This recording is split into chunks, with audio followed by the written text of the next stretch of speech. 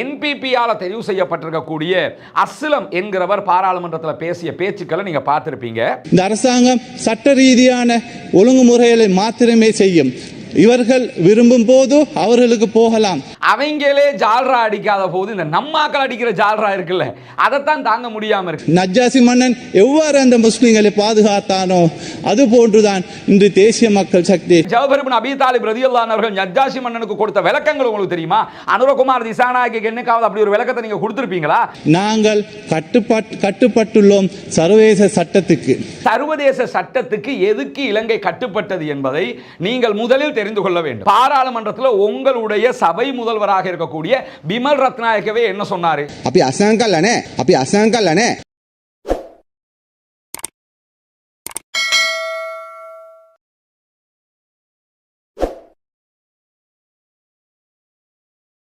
அன்பிற்கினிய சகோதர சகோதரிகளை நம் அனைவர் மீதும் ஏக இறைவனுடைய அமைதியும் கருணையும் உண்டாகட்டுமாக.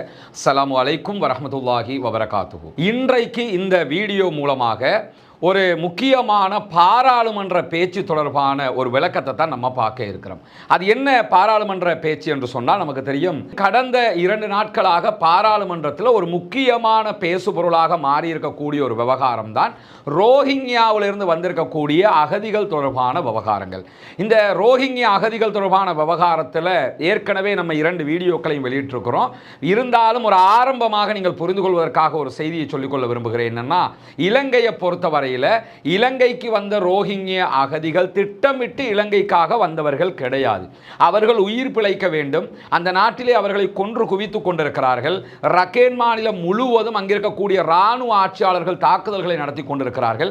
அங்கிருக்கக்கூடிய கிளர்ச்சி படையும் அவர்களுக்கு எதிராக தாக்குதல்களை நடத்தி கொண்டிருக்கிறது.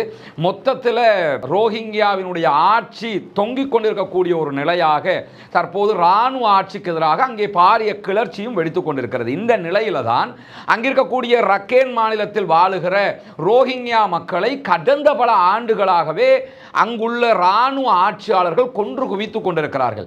லட்சக்கணக்கான மக்கள் பங்களாதேஷில் குடிபெயர்ந்திருக்கிறாங்க. இந்தியாவில் வங்கதேசத்தில் குஜராத்தில் எல்லாம் அந்த மக்கள் அகதிகளாக குடிபெயர்ந்திருக்கிறார்கள்.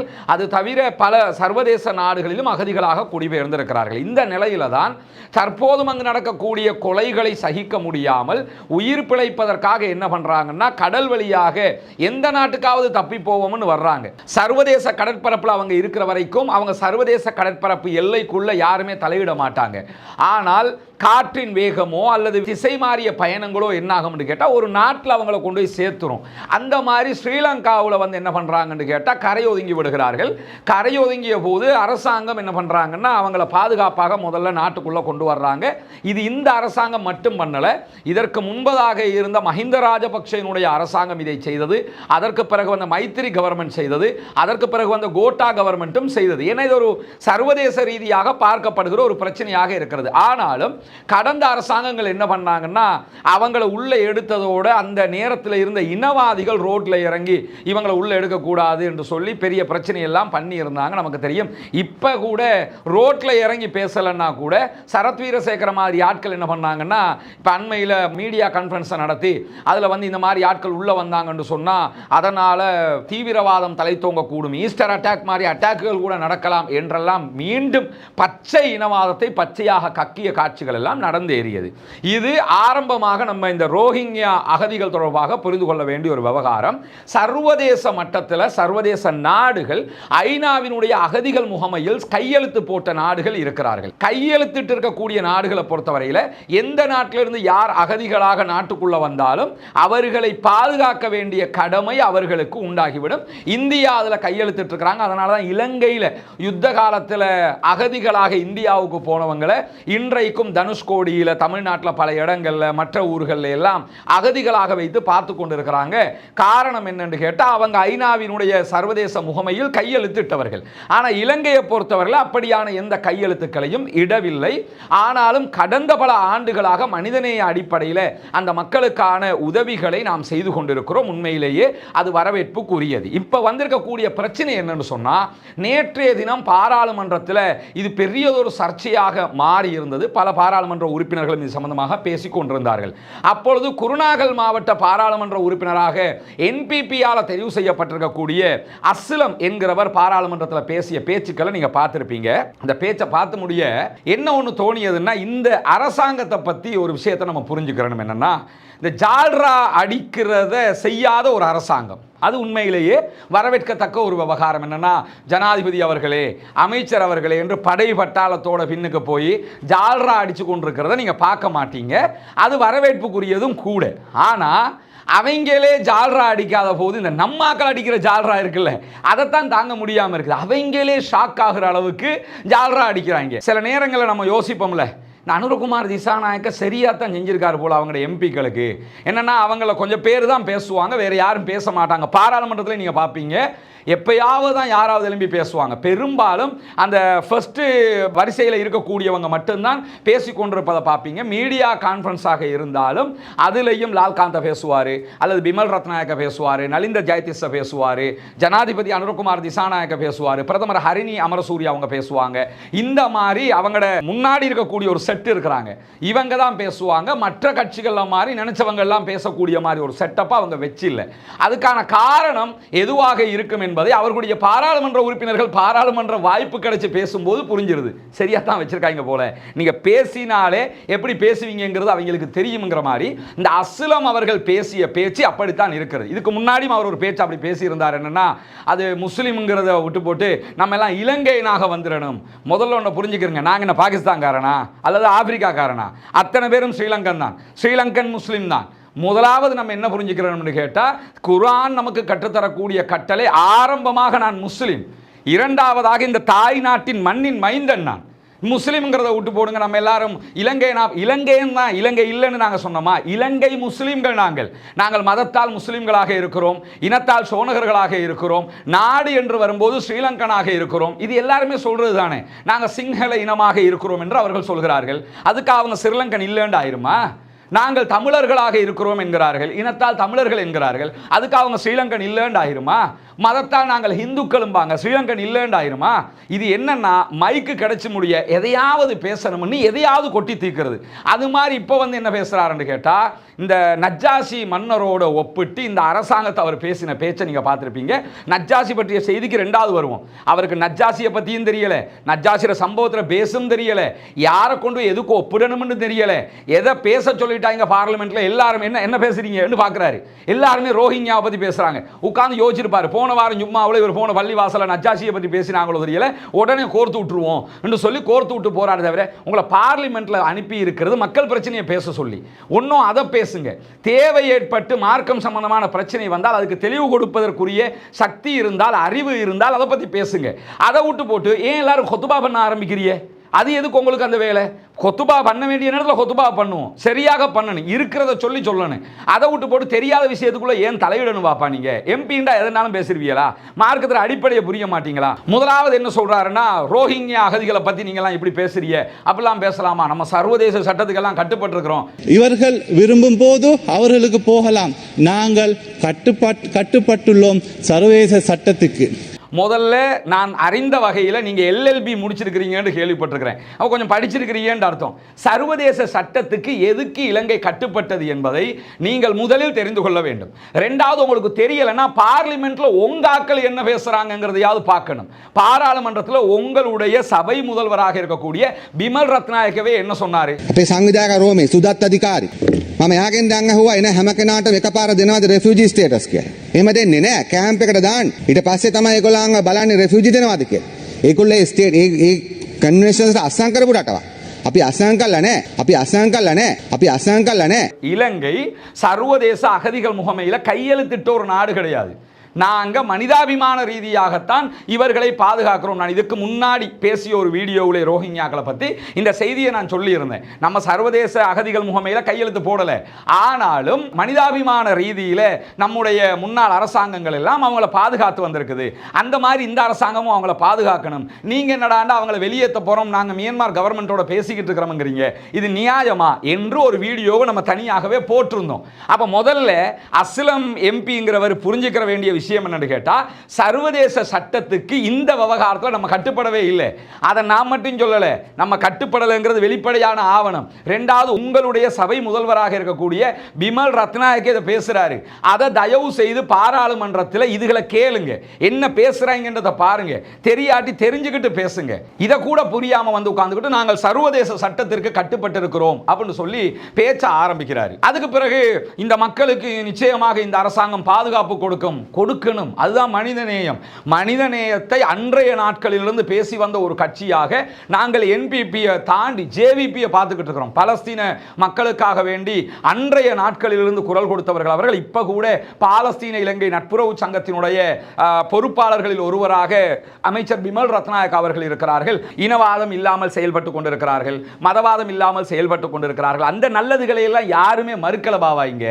ஆனா உங்க மாதிரி ஆட்கள் தான் பேரை கெடுத்துருவீங்கிற பயம் அவங்களுக்கே இருக்குது. அவர்கள் செய்ய வேண்டிய சில காரியங்களை செய்யாமல் இருக்கிறார்கள். அது பிழை என்பதில் எந்த மாற்று கருத்தும். ஒரு கேபினட் மினிஸ்ட்ரி தந்திருக்கணும், அதை தரல, அதெல்லாம் நத்திங். ஆனா இனவாதம் மற்றவர்கள் என்பதில் எந்த விதமான மாற்று கருத்து நமக்கு இல்லை. இப்ப என்ன சம்பவம் என்று கேட்டா, இந்த ரோஹிங்கியா மக்களுடைய பிரச்சனையை அவர்கள் ஆரம்பத்தில் சொன்னது என்னன்னா, நாங்க பாதுகாப்போம்ங்கறாங்க. பிறகு நாங்க மியான்மர் அரசாங்கத்தோட பேசிட்டு திருப்பி அனுப்ப போறோம்ங்கறாங்க.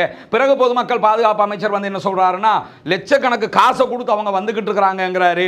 அப்ப இந்த மாதிரியான முரண்பட்ட தகவல்களை பேசும்போது தான் பாராளுமன்ற உறுப்பினர்களும் ஏன் இப்படி பேசிக்கிட்டு இருக்கிறீங்க, அவங்களை பாதுகாக்க வேண்டிய கடமை இருக்குதானே. இப்ப நேற்று கூட ஒரு பாராளுமன்ற உறுப்பினர் பேசும்போது, இங்க 1000க்கும் மேற்பட்ட பாகிஸ்தான் கிறிஸ்தவர்கள் இருக்கிறார்கள் அகதிகளாக, அங்க பாகிஸ்தான்ல அவங்களுக்கு நிம்மதி இல்லைன்னு இருக்கிறாங்க. அப்படி இருக்கும்போது அவங்களை இங்க வச்சு பாதுகாக்க முடியும்னு சொன்னா ஏன் ரோஹிங்கியா மக்களை பாதுகாக்க முடியாது என்கிற கேள்விகள் எல்லாம் கேட்டிருந்தார்கள். நியாயமான கேள்வியும் கூட.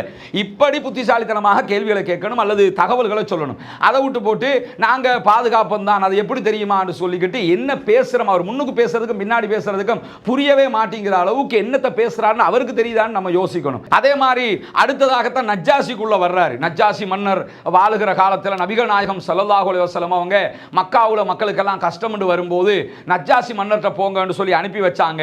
அங்க அவங்க உங்களை பாதுகாத்துக்குருவாங்க அனுப்பினாங்க தான்.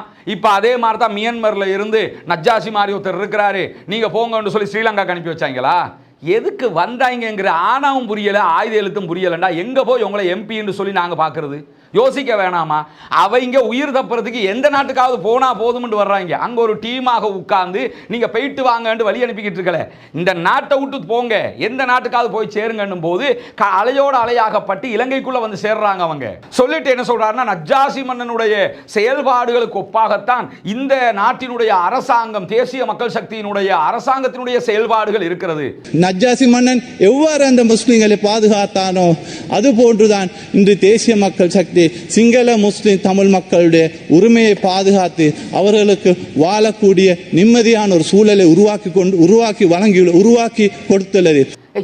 யாருக்கு ஒப்பிடணும்னு யோசிக்க மாட்டீங்களா? அடுத்து என்ன, அமைச்சர்கள் ஒவ்வொருத்தருக்கும் ஒவ்வொரு சஹாபாக்கள் பேரை சொல்ல போறீங்களா? மக்காவில் இருந்தவங்களுக்கு யார பேரை சொல்ல போறீங்க? அடுத்து இருந்த யூதர்களுக்கு யார பேரை சொல்ல போறீங்க? உட்கார்ந்து யோசிக்கிறது, இவரை எந்த இடத்துல கொண்டு வைக்கலாம். இது அனுரகுமாருக்கு தெரியும்டா, இதுக்கே நடவடிக்கை எடுப்பாப்ல உங்களுக்கு. ஏன்னா என்னடா இது ஜால்ரா அடிக்கணும், அதுக்காக இப்படியா? யோசிக்க வேணாமா? நஜ்ஜாசி மன்னருக்கும் அன்றைக்கு நஜ்ஜாசியை சந்தித்த மக்காவிலிருந்து சென்ற நபித்தோழர்களுக்கும் இடையிலே நடந்த அந்த பேச்சுவார்த்தையினுடைய அளவு உங்களுக்கு தெரியுமா? அதனுடைய தாற்பயம் உங்களுக்கு தெரியுமா? அதிலே அவர்கள் முன்வைத்த குர்ஆனுடைய வசனங்கள் உங்களுக்கு தெரியுமா? அதற்கு ஜஅஃபர் இப்னு அபீ தாலிப் ரலியல்லாஹு அன்ஹு அவர்கள் நஜ்ஜாசி மன்னனுக்கு கொடுத்த விளக்கங்கள் உங்களுக்கு தெரியுமா? அனுரகுமார் திசாநாயக்கு என்னைக்காவது அப்படி ஒரு விளக்கத்தை நீங்க கொடுத்திருப்பீங்களா? இஸ்லாம் பற்றிய தெளிவூட்டல்களை கொடுத்திருப்பீங்களா? அல்லது உங்களோட இருக்கக்கூடிய அமைச்சர்களுக்கு தான் கொடுத்திருப்பீங்களா? நஜ்ஜாசி மன்னருக்கு அன்றைக்கு ஜஅஃபர் இப்னு அபீ தாலிப் அவர்கள் கொடுத்த விளக்கத்தை போல அப்படி ஒரு விளக்கத்தை முதல்ல கொடுத்துட்டு வாங்க. அதுக்கு பிறகு நஜ்ஜாசி மன்னன் செயல்பாடா வேற யாரையும் செயல்பாடான்றதை பார்ப்போம். அவங்க வந்தவங்களை மனிதாபிமான ரீதியாக நாங்கள் பாதுகாத்துக்கிட்டு இருக்கிறோம் என்பதை எல்லா அரசாங்கமும் செஞ்சு அதை சொல்லிட்டு போங்க. அதை விட்டு போட்டு இவர் நஜ்ஜாசி மன்னருக்கு ஒப்பானவர், நஜ்ஜாசி மன்னர் எப்படி பாதுகாத்தாரோ அப்படித்தான் நாங்கள் பாதுகாத்துக்கிட்டு இருக்கிறோம், இந்த சிங்கள முஸ்லீம் தமிழ் மக்களை அனுரகுமார் திசாநாயக் அப்படித்தான் பார்க்கிறார். எங்க போய் எதை பத்தி பேசிக்கிட்டு இருக்கிறீங்க? முதல்ல என்ன பேசுறோம், எந்த இடத்துல பேசுறோம், எதை நோக்கி பேசுறோம், இந்த விவகாரம் இந்த இடத்துக்கு பொருத்தமா இல்லையா என்பதை கவனிப்பதோடு நம்ம பேசுகிற விஷயத்தில் நமக்கு தெளிவு இருக்கான்னு பார்க்கணும். நஜ்ஜாசிங்கிறது மட்டும் அவர் பார்க்கிறாரு. அங்க ஜஅஃபர் இப்னு அபீ தாலிப் ரலியல்லாஹு அன்ஹு அவர்கள் இருந்தார்கள் என்பது உங்களுக்கு தெரியவில்லை. அத்தனை சஹாபாக்கள் இருந்தார்கள் என்பது உங்களுக்கு புரியவில்லை. அவர்கள் வைத்த வாதங்கள் உங்களுக்கு தெரியவில்லை. அந்த சம்பாஷணை என்ன? இப்ப நடக்கிற ரோஹிங்கியாக்களுடைய பிரச்சனை என்ன? அப்ப மார்க்கம்னா உங்களுக்கு ஏதாவது குறிப்பு இல்லைங்கிறதுக்காக எதையாவது பேசுறீங்களா? அதனால இது முதல்ல கண்டனத்துக்குரியது. இப்படியான நடவடிக்கைகளில் பாராளுமன்ற உறுப்பினர்கள் ஈடுபடாதீர்கள். நல்ல ப்ரிப்பேர் ஆகிட்டு போங்க. சில பாராளுமன்ற உறுப்பினர்களை பார்க்கிறோம், அவ்வளவு ப்ரிப்பரேஷன் அழகா வந்து வாத பிரதிவாதம் முன்வைக்கப்படுகிறது. உங்களோடு சக பாராளுமன்ற உறுப்பினர்களாக சீனியர்கள் சில பேர் இருப்பாங்க, அவங்கள்ட்ட கொஞ்சம் கேளுங்க, நாங்க எப்படி பேசணும், என்ன மாதிரி பேசணும், அல்லது உங்க கட்சியில் இருக்கக்கூடிய சீனியர்கள்ட்ட கேளுங்க, அதை கேட்டுவிட்டு வந்து பேசுங்க. இது நல்லா போய் உட்கார்ந்துட்டு அங்க எவன் என்ன பேசுறாங்கிறது தெரியல, தங்களுடைய கட்சியினுடைய சபை முதல்வர் என்ன பேசுறாருங்கிறதே தெரியல. திடீர்னு அஸ்லம் எம்பி என்று முடிய எந்திரிச்சு ரோஹிங்யா மக்கள் நஜ்ஜாஷி மன்னர் அப்படிங்கிறது இது வந்து 100% பிழையானது. எம்பி அவர்கள் இந்த மாதிரியான மார்க்க விவகாரங்களில் தெளிவில்லாம பேசாதீங்க. அது இந்த சமூகத்திற்கு நல்லதல்ல. நஜ்ஜாஷி என்கிற ஒரு கேரக்டர் இந்த சமூகத்திற்கு கிடைத்த மிக பெரும் சொத்தாக பார்க்கப்படுகிறவர். அவர் அன்றைக்கு செய்த தியாகங்கள் இன்றைக்கு இருக்கக்கூடியவர்களோடு நீங்கள் ஒப்பிட்டு பேசுவது என்பது அது நினைச்சு கூட பார்க்க முடியாத ஒரு விவகாரம். நஜ்ஜாஷி மன்னருடைய இறுதி காலகட்டம் எப்படி இருந்தது என்று தெரியும். ரசூலுல்லாஹி ஸல்லல்லாஹு அலைஹி வஸல்லம் அவர்கள் அவரை பற்றி சொன்ன வார்த்தைகள் நமக்கு தெரியும். நஜ்ஜாஷியினுடைய வரலாறு என்பது நமக்கு தெரியும். அப்படி இருக்கிற போது உலமாக்கள் அவருக்கு தயவு செஞ்சு இதெல்லாம் சொல்லிக் கொடுங்க. பாப்பா, நீ பார்லிமெண்ட்டுக்கு போனா நம்ம ஊர்ல இருக்கிற பிரச்சனைகளை பத்தி பேசுங்க, நமக்கு இருக்கிற தேவைகளை பத்தி பேசுங்க, உங்களுக்கு தெரியாத விஷயங்களை பத்தி பேசாதீங்க, அல்லது நல்லா தெரிஞ்சுக்கிட்டு போய் பேசுங்க. பேச வேணாம்னு மொத்தமா சொல்லவும் இல்லை, நாங்க கரெக்டாக அதை தெரிஞ்சுக்கிட்டு வந்து பேசுங்க. இந்த ஒப்புற வேலையை செய்யாதீங்க. இந்த ஒப்புறுகிற அளவுக்கு ஏன்னு கேட்டால் நபிகள் நாயகம் ஸல்லல்லாஹு அலைஹி வஸல்லம் அவர்கள் நஜ்ஜாஷி மன்னருடைய மரணத்திற்கு பிறகு அவருக்கு காயிபு ஜனாசா தொழுதார்கள். அவரை நபித்தோழராக அங்கீகரிக்கிறது இஸ்லாம். அவர் ஒரு நபித்தோழராக செயல்பட்டவர், இருந்தவர், இஸ்லாமியராக இருந்து மரணித்தவர். அப்படி இருக்கிற போது அவரை இப்படியான ஒப்பீடுகள் செய்வது என்பது ஏற்றுக்கொள்ள முடியாதது என்பதையும் இந்த இடத்துல கூறிக்கொள்றோம். இந்த உரையை பொறுத்தவரையில யாரையும் நம்ம குறைப்படுத்த வேண்டும் என்கிற நோக்கம் எக்காலத்திலும் நமக்கு கிடையாது. அல்லாஹ்வுடைய உதவியில நீங்க இந்த மாதிரியான கடைக்கு போகிற வேலை, ஜால்ரா அடிக்கிற வேலைகளை யாரும் செய்யக்கூடாது. கடந்த காலங்களில் இந்த நாடு நாசமா போனதுக்கு காரணமே இப்படியான செயல்பாடுகள் தான். அதெல்லாம் விட்டுவிட்டு நல்ல விஷயங்களை பாராளுமன்றத்தில் பேசுங்க. நம்ம பிரச்சனைகள் 1000 இருக்குது, நமக்கு கிடைக்க வேண்டிய உரிமைகள் 1000 இருக்குது, நமக்கு கிடைக்காத பல விஷயங்கள் இருக்கு. இதுகளை பற்றியெல்லாம் நீங்கள் பேசணும்னு சொல்லி நாங்கள் எதிர்பார்க்கிறோம். எனவே உங்களுடைய அறிவையும் கல்வியையும் இதற்காக பயன்படுத்துங்கள் என்று பாராளுமன்ற உறுப்பினரிடத்தில் வினயமாக கேட்டுக்கொண்டு முடித்துக் கொள்கிறேன். வாஹிர் தஅவானா அல்ஹம்துலில்லாஹி ரப்பில் ஆலமீன்.